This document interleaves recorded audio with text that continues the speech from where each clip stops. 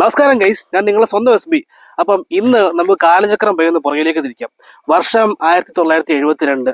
Indian റോഡുകളെ royal എൻഫീൽഡിന്റെ ബുള്ളറ്റും യമഹയുടെ രാജദൂതും ഒക്കെ ഭരിച്ചിരുന്ന ഒരു കാലം. ഈ ഒരു കാലഘട്ടത്തിൽ സാധാരണക്കാരന് ഇരുചക്രവാഹനം എന്ന സ്വപ്നം അപ്രാപ്യമായിരുന്നു. അപ്പം ആ ഒരു സമയത്ത് ഇന്ത്യയുടെ പ്രിയപ്പെട്ട വാഹന നിർമ്മാണ കമ്പനിയായ ബജാജ് ഒരു ചരിത്ര പ്രശ്നം അവതരിപ്പിച്ചു. അപ്പൊ നമ്മുടെ ഇന്നത്തെ വീഡിയോ അദ്ദേഹത്തെ കുറിച്ചാണ്. നമ്മുടെ സ്വന്തം ഇന്നും പലർക്കും പ്രിയപ്പെട്ട പലരുടെയും ഫേവറേറ്റ് ലിസ്റ്റുള്ള പലരുടെയും ആക്ഷൻ ഹീറോ എന്നൊക്കെ വേണമെങ്കിൽ പറയാവുന്ന വാഹനത്തെ കുറിച്ചാണ്. അതാണ് നമ്മുടെ ചേതക്.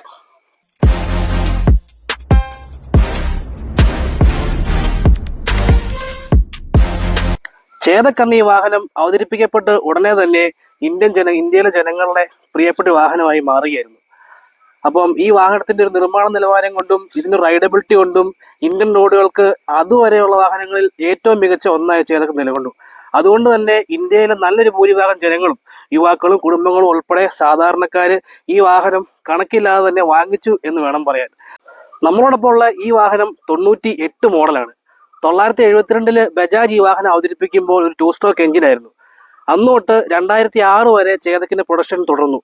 2006 പ്രൊഡക്ഷൻ അവസാനിപ്പിക്കുമ്പോൾ ഒരു 4 സ്ട്രോക്ക് എഞ്ചിൻ, അതേ എഞ്ചിൻ 4 സ്ട്രോക്ക് ആക്കി 7.5 bhp പവറും 10.2 ന്യൂട്ടൺ മീറ്റർ ടോർക്കും പ്രൊഡ്യൂസ് ചെയ്യുന്ന രീതിയിൽ ബജാജിന്റെ പ്രൊഡക്ഷൻ അവസാനിപ്പിക്കുന്നത്. ഈ ഒരു വാഹനത്തിന്റെ ഈ ഒരു ചെറിയ പവേഴ്സ് ഫിഗേഴ്സ് ആയിരുന്നെങ്കിലും അതിന്റെ ആ ഒരു റൈഡബിലിറ്റി എന്ന് പറഞ്ഞാൽ അപാരം തന്നെയായിരുന്നു. കാര്യം ലോ ഗിയറുകളിലെ ടോർക്കും അതുപോലെ ആ ഒരു പവറും എത്ര ലോഡും വലിക്കാനുള്ള ഒരു കപ്പാസിറ്റിയും ഒക്കെ ഈ വാഹനത്തെ ഇന്ത്യൻ ജനതയെ പ്രിയപ്പെട്ടതാക്കി. നമുക്ക് നമ്മുടെ ഈ വാഹനത്തെ ഒന്ന് അടുത്ത് കാണാം. ചേതക്കിനെ അവതരിപ്പിക്കുമ്പോൾ സ്പ്ലിറ്റ് സീറ്റുകളായിരുന്നു. നമ്മളോടൊപ്പമുള്ള ഈ വാഹനം സിംഗിൾ സീറ്റ് ആയിരുന്നുവെങ്കിലും ഇത് അവതരിപ്പിക്കുന്ന സമയത്ത് സ്പ്ലിറ്റ് സീറ്റുകളായിരുന്നു. അപ്പം ആ ഒരു സമയത്ത് ആ ഒരു സ്പ്ലിറ്റ് സീറ്റിന് ഏകദേശം ട്രെൻഡിങ് ആയിരുന്നു എന്ന് തന്നെ പറയാം. ആ ഒരു സ്പ്ലിറ്റ് സീറ്റ് ആണെന്നെങ്കിലും അതിന്റെ ഒരു കംഫർട്ടും അതിന്റെ കുഷനിങ്ങും ഒക്കെ അപാരം തന്നെയായിരുന്നു. ഇന്നും കേരളത്തില് പല യുവാക്കളും അതുപോലെ തന്നെ മധ്യവയസ്കരും ഒക്കെ ചേതക്കുകൾ ഉപയോഗിക്കുന്നുണ്ട്. വ്യത്യസ്തമായ കളറുകളിൽ വ്യത്യസ്തമായ രീതി മോഡിഫൈ ചെയ്ത് ഭംഗിയൊക്കെ തന്നെ ഉപയോഗിക്കുന്നുണ്ട്. നമ്മളോടൊപ്പമുള്ള ഈ വാഹനം 2 സ്ട്രോക്ക് എഞ്ചിൻ തന്നെയാണ്. 998 മോഡൽ. ഈ ഒരു ബജാജ് ചേതക് അവതരിപ്പിക്കുമ്പോൾ തന്നെ ഇതിന് ഈ ഒരു ഇടയ്ക്കുള്ള ഈ ഒരു ഫുഡ് ഏരിയയും അതുപോലെ തന്നെ ഈ ഒരു സ്റ്റോറേജ് സ്പേസും ഈ ഒരു ഇവിടുത്തെ ഒരു സ്റ്റോറേജ് സ്പേസും ഒക്കെ തന്നെ ഇതിനെ കുടുംബങ്ങളിലെ പ്രിയപ്പെട്ട വാഹനമാക്കി മാറ്റി. അത്യാവശ്യം 4 പേരുള്ള ഒരു ഫാമിലിക്ക് സിംഗിൾ സീറ്റ് മോഡലുകളിൽ ഒരുമിച്ച് യാത്ര ചെയ്യുവാനും അതുപോലെ അത്യാവശ്യം സാധനങ്ങളെ കൊണ്ടുപോകാനും അവർക്ക് സാധിച്ചിരുന്നു.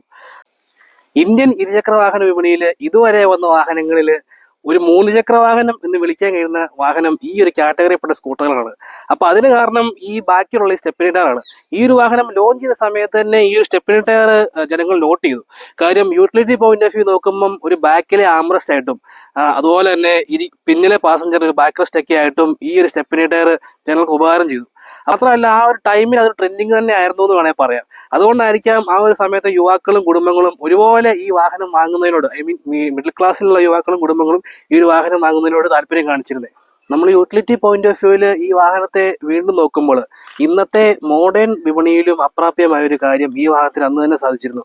അതായത് ഒരു ഗ്യാസ് കുറ്റി ഈസി ആയിട്ട് നമ്മൾക്ക് ഈ വാഹനത്തിന്റെ ഈ ഒരു ഫൂട്ട് ഏരിയ വെച്ചുകൊണ്ട് നമുക്ക് അങ്ങോട്ടും ഇങ്ങോട്ടും പോകാം. എന്ന് വെച്ചാൽ ഗ്യാസ് കുറ്റി ആരും കൊണ്ടുപോകരുത്, അപകടമാണ്. അതുകൊണ്ട് ആരും ട്രൈ ചെയ്യരുത്. ഞാൻ പറഞ്ഞാണ്, എല്ലാ ചെയ്തൊരു കാര്യം പറഞ്ഞാണ്. അതുപോലെ തന്നെ ഈ ഒരു വാഹനത്തിന്റെ സ്റ്റോറേജ് സ്പേസും അതും അപാരം തന്നെയായിരുന്നു. ഇന്നത്തെ മോഡേൺ സ്കൂട്ടറിൽ അവൈലബിൾ ആയ ഒരു സ്റ്റോറേജ് സ്പേസ് നമുക്ക് എല്ലാവർക്കും അറിയാം എത്രത്തോളം. ഒരു ഹെൽമെറ്റ് ബെയർലി ഫിറ്റ് ആവുന്ന ഒരു ഇതേ എല്ലാവർക്കും ഉള്ളൂ. പക്ഷെ ഈ ഒരു വാഹനത്തിൽ അന്ന് തന്നെ ഏകദേശം ഇത്രയും വലിയൊരു സ്റ്റോറേജ് സ്പേസ് ബജാജ് നൽകിയിരുന്നു. ഇതിനകത്ത് അത്യാവശ്യം ചെറിയ ചെറിയ ഗ്രോസറീസും അതുപോലെ എന്തെങ്കിലും ചെറിയ ബോട്ടിൽസ് ഒക്കെ വെക്കാൻ സാധിച്ചിരുന്നു. മുൻഭാഗത്തെ ആ ഒരു സ്റ്റോറേജ് സ്പേസ് കൂടാതെ തന്നെ ഈ ഒരു വാഹനത്തിന്റെ ഡിസൈനിന്റെ പ്രധാന ഘടകമായി ഈ ഒരു റൗണ്ട് ഷേപ്പിലെ ഈ ഒരു പീസ് അല്ലെങ്കിൽ ഈ ഒരു സെക്ഷൻ സ്റ്റോറേജ് സ്പേസ് ആണ്. അത് ഇന്നും പലർക്കും അറിയില്ല.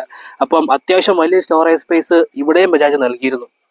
വന്ന സമയത്ത് തന്നെ ഇതൊക്കെ ഒരു കുടുംബങ്ങൾക്ക് എന്നും പ്രിയപ്പെട്ടതായി മാറ്റുന്നതിൽ സഹായിച്ചു ഈ വാഹനത്തെ. സ്റ്റോറേജ് സ്പേസും നമുക്ക് അത്യാവശ്യം നല്ലൊരു ലോഡ് തന്നെ സൂക്ഷിക്കാൻ പറ്റുമായിരുന്നു.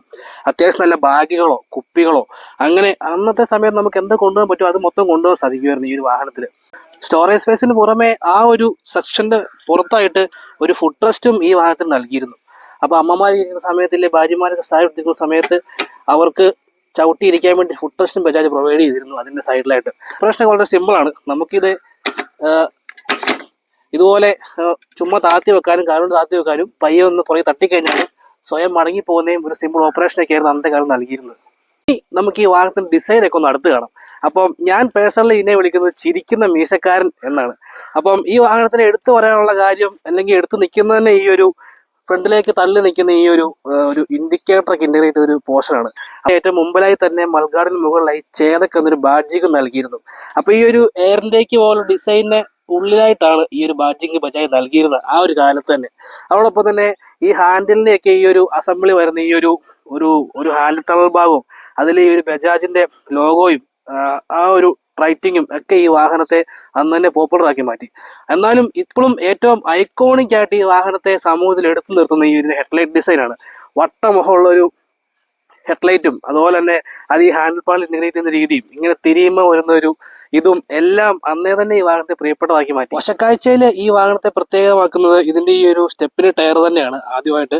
അതോടൊപ്പം തന്നെ ഈ ഒരു ബൾജി നിൽക്കുന്ന ഈ ഒരു എഞ്ചിൻ റൂം, അതോടൊപ്പം തന്നെ ഈ ഒരു ഫുഡ് സെക്ഷൻ, ഫുഡ് വെക്കുന്ന ഈ ഒരു സെക്ഷൻ, അവിടെയായിട്ടുള്ള ഈ ഒരു ബ്രേക്ക് പെഡല്, അതോടൊപ്പം തന്നെ ഈ ഒരു വലിയ മൾഗാർഡ്. 6 അടിയോളം പൊക്കമുള്ള എനിക്കൊരു സീറ്റിംഗ് പൊസിഷൻ ഇതാണ് ഈ വാഹനത്തിൽ. അപ്പൊ ഇങ്ങനെ തോന്നുന്ന നല്ല രസമാണ് ശരിക്കും പറഞ്ഞാല്. അപ്പൊ ഇതിന്റെ ഈ ഒരു മീറ്റർ കൺസോൾ ഭാഗത്തേക്ക് നോക്കിക്കഴിഞ്ഞാൽ ഇത് ഇവിടെയാണ് നൽകിയിരിക്കുന്ന ഈ ഒരു ഗിയർ പെഡല്, ഗിയർ ലിവർ, 4 ഗിയറാണ് ഈ വാഹനത്തിലുള്ളത്. 1 ഇടയ്ക്ക് ന്യൂട്രൽ, സെക്കൻഡ് വീഴുന്നില്ല, സെക്കൻഡ്, തേർഡ്, ഫോർത്ത്. അതുപോലെ ഈ ഒരു ഭാഗത്തായിട്ട് കൊടുത്തിരിക്കുന്ന ഈ ഒരു ബ്രേക്ക് പെഡല്, ആക്സിലേറ്റർ, പിന്നെ മീറ്റർ കൺസോൾ എന്ന് വിളിക്കാവുന്ന ഈ ഒരു പഴയ ഐക്കോണിക് ആയ ഒരു മീറ്റർ, അതിൽ കൊടുത്തിരിക്കുന്ന ഈ ഒരു ബജാജിന്റെ ലോഗോ, ഇവയെല്ലാം ഒരു ഡിഫറെന്റ് എക്സ്പീരിയൻസ് ആണ് നമുക്ക് ശരിക്കും പറഞ്ഞാൽ ഈ വാഹനം ഓടിക്കുമ്പോൾ നൽകുന്നത്. ചേതക് ഓടിക്കുക എന്ന് പറയുന്നത് എന്നെയും നിങ്ങളെയുമ്പോൾ എല്ലാ വണ്ടി ഭ്രാന്തന്മാർക്കും അന്നും ഇന്നും എന്നും എപ്പോഴും ഒരു വികാരം തന്നെയാണ്. ഔട്ട് ഓഫ് ദീസ് ഈ വാഹനം ഓടിക്കുന്നത് എനിക്ക് ഏറ്റവും പ്രിയപ്പെട്ട എന്താണെന്ന് ചോദിച്ചു കഴിഞ്ഞാൽ ഈ വാഹനത്തിന്റെ ഈ ഒരു ഫുഡ് സെക്ഷനിൽ വരുന്ന ഈ ഒരു ബ്രേക്ക് പെഡലിന്റെ പ്ലേസ്മെന്റ് ആണ്. ഓടിക്കുമ്പോഴത്തേനും ഈ കാലെ ബ്രേക്ക് വിട്ടുമ്പോൾ കിട്ടുന്ന ഒരു ഫീൽ എന്താണെന്ന് വെച്ചാൽ ശരിക്കും ഒരു കാറ് അല്ലെങ്കിൽ എന്റെ റിച്ച് ഓടിക്കുന്ന ഫീലാണ് എനിക്ക് കിട്ടുന്നത്. ആ ഒരു കാര്യത്തിൽ മാത്രം ചേതക്കിന്റെ ഏറ്റവും വലിയ സവിശേഷത അതിന്റെ ആ ഒരു എഞ്ചിൻ തന്നെയായിരുന്നു. ഈ എഞ്ചിന്റെ ഈ ഒരു ചെരിഞ്ഞുള്ള പ്ലേസ്മെന്റ് ഈ വാഹനത്തിന്റെ സ്റ്റെബിലിറ്റിയെ അന്നും ഇന്നും എഫക്ട് ചെയ്യുന്ന ഒരു ഡ്രോബാക്ക് ആയിട്ട് നിലകൊണ്ടിരുന്നു. അപ്പം സ്ത്രീകളൊക്കെ ചെരിഞ്ഞിരിക്കുമ്പോഴും അല്ലെങ്കിൽ ഫുൾ ഫാമിലി പോയി വെയിറ്റ് ഒക്കെ ഉള്ളപ്പോഴും ഈ വാഹനത്തിന്റെ സ്റ്റെബിലിറ്റി ഈ എഞ്ചിൻ എഫക്ട് ചെയ്തിരുന്നു. ഈ എഞ്ചിൻ റൂം ഒന്ന് തുറന്ന് കണ്ടു നോക്കാം എന്നാണ് ഇതിന്റെ എഞ്ചിൻ. ചേതക്കിന്റെ എഞ്ചിൻ റൂം തുറക്കാനായിട്ട് ഈ ഒരു റൈറ്റ് സൈഡിൽ ഈ ഒരു ബ്രേക്ക് പെഡലിന്റെ പുറയിലായിട്ട് വരുന്ന ഈ ഒരു ചെറിയ ലിവർ പിടിച്ച് പിന്നിലേക്ക് വലിച്ച് ഇങ്ങനെ തള്ളിവിട്ട ശേഷം പതുക്കെ ഒന്ന് പൊക്കി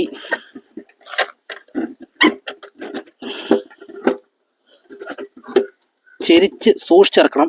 കാര്യം ഈ ഒരു സെക്ഷനിലെ ഈ ഒരു ഭാഗം വളഞ്ഞായിരിക്കുന്നത്. അപ്പൊ അതുകൊണ്ട് പിന്നിലേക്ക് വളച്ച് വേണം ഓപ്പൺ ചെയ്യാൻ.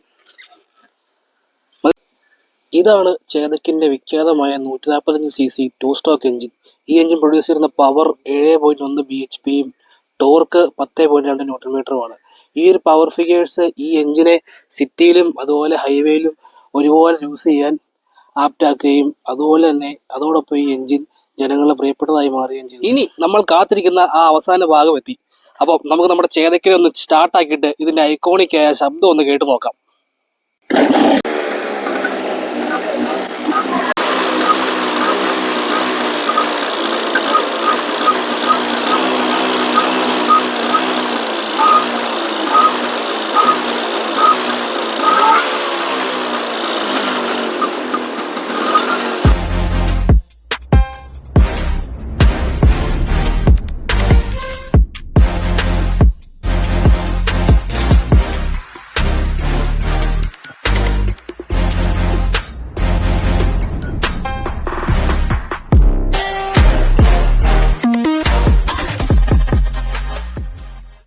അപ്പം അതായിരുന്നു ചേതക്കിനെ പറ്റിയുള്ള നമ്മുടെ വീഡിയോ. ഇത് എൻ്റെ കൂട്ടുകാരൻ്റെ വണ്ടിയാണ്.